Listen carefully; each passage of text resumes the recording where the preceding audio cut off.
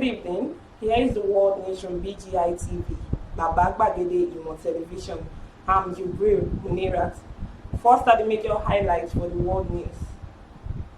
Federal government borrowing from CBN hits 19 trillion naira. Inflation may worsen, report reveals. Democracy Day.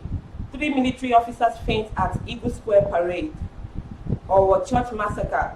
No evidence links attack to Iswap and Bøkø Haram, Fayemi says. Government abducts 3 missionaries in Kogi State. Government abducts Anglican bishop and wife in Oyo, demand 50 million naira ransom.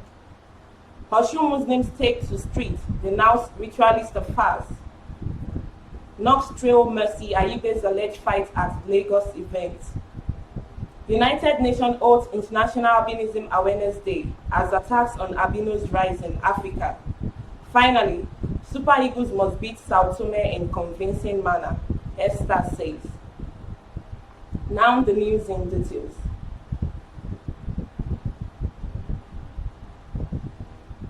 The federal government total borrowing from the Central Bank of Nigeria through Ways and Means advances rose from 17 trillion naira as of December 2001 to 19 trillion naira as of April 2022.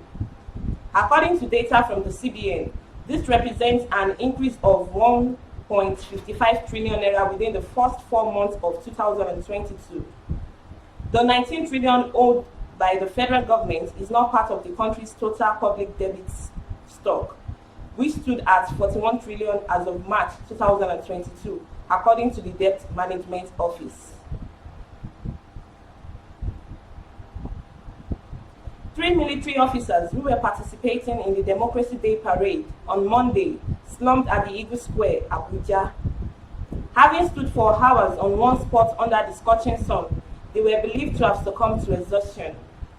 Our correspondent, who was at the scene, observed a bit of confusion as some security and medical personnel rushed to the parade ground with stretchers and whisked the collapsed colleagues to the medical shed on the left side of the state box, where the President, Major General Muhammadu Buhari, was seated. However, no casualties were recorded as they were successfully treated and soon regained consciousness. Governor Kayode Fayemi of Ekiti State has described the claims linking the Islamic State West African province, Iswap, or Boko Haram to the recent church attack in Owo, Ondo State, as mere speculation. Fayemi stressed that no evidence has confirmed that the terrorists were responsible for the attack, which claimed several lives and left many others injured. Amid controversy over who was responsible for the sad incident, the federal government linked the killings to the Iswap. However, Fayemi, who is also the chairman of the Nigerian Governor Forum, NGF, believes the position of the federal government is only speculative.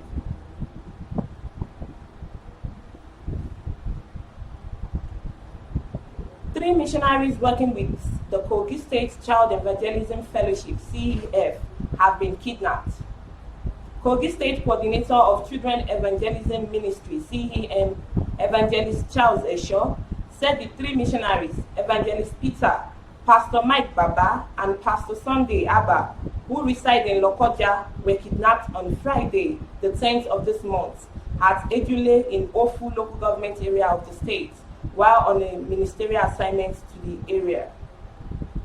Evangelist Esho called for prayers for their safety and divine rescue of the victims within the shortest period of time.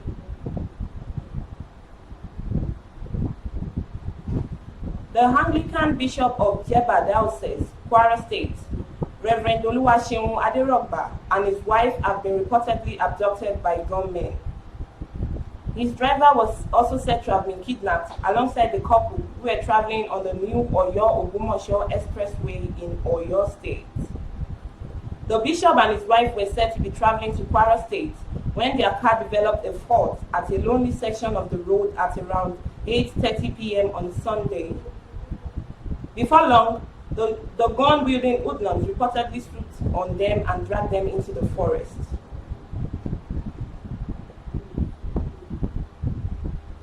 Muslims in Iwo, Osun State, on Sunday staged a peaceful protest against ritual killings in the community, calling on the government to ensure that anyone caught in the act was duly punished.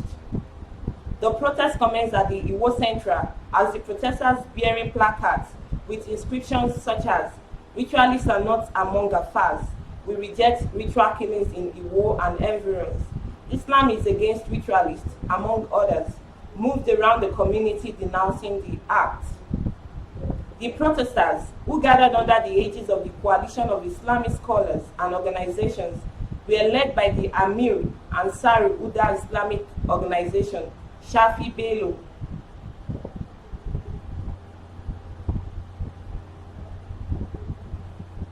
Nollywood actress Mercy Aigbe has become a subject of discussion on the internet following an alleged fight involving her and a businesswoman identified as Lara Olupotun, popularly known as Larit. In a video making the rounds on social media, the businesswoman and Aigbe were exchanging words and the former threw a bottle at the actress. Another video showed a crowded scene with police officers whisking the actress away. Meanwhile, Nigerian tweets have reacted to the fight as they traded blames between both women. Now to the foreign news. United Nations holds International Albinism Awareness Day to prevent ongoing attacks and harassment of albinos around the world, especially in the African continent. The awareness centers on sensitizing the premise on the United Nations holds International Albinism Awareness Day in its bid to defend the human rights of people with albinism in order to prevent attacks against them. According to United Nations, nothing less than 75 people living with albinism were reportedly killed between 2000 and 2016 in Tanzania.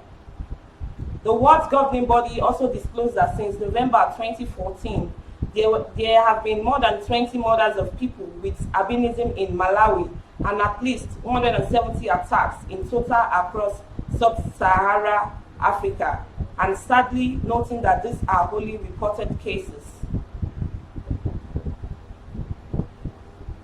Finally, the sport news. Super Eagles play Sao Tome and Principe today in a match day 2 fixture of Group A's 2023 African Cup of Nations qualifying campaigns. And Nigerians will be hoping the team can display their superiority over the tiny island nation and redeem themselves as giants of Africa. International friendlies against Mexico and Ecuador ended in defeat, but the Super Eagles showed aggressive attacking displays that yielded results in their 2-1 win over Sierra Leone last Thursday to end the winless run stretching back to January. Some Esters have backed the Eagles to dominate proceedings in Morocco against Falcons, who are ranked 183 places behind Nigerians. That was the world news from BGI TV. But before we go, here's a quick recap of our major highlights once again. Federal government borrowing from CBN hits 19 trillion naira. Inflation may worsen, report reveals. Democracy Day. 3 military officers faint at Eagle Square parade. Or church massacre. No evidence links attack to Iswap and Boko Haram, Fayemi says. Gunmen abduct 3 missionaries in Kogi State. Gunmen abduct Anglican bishop and wife in Oyo State. Demand 50 million naira ransom. Osun Muslim take to street, denounce ritualist affairs. Knock trail Mercy Aigbe's alleged fight at Lagos events. United Nations holds International Albinism Awareness Day as attacks on albinos rise in Africa. Finally, the sport news. Super Eagles must beat Sao Tome in convincing manner, Estars reveals. Don't forget to follow us on all our social media pages. On Facebook, Gbagede Imo with Alawiye Adebayo.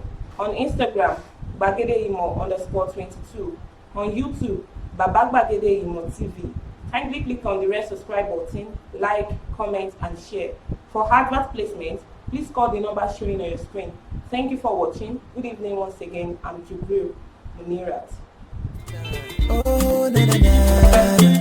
If you want to know what's going on in city, or you want to listen to the latest news and gist, no stress, oh, just tune to BGI TV. BGI TV, you're one in a million.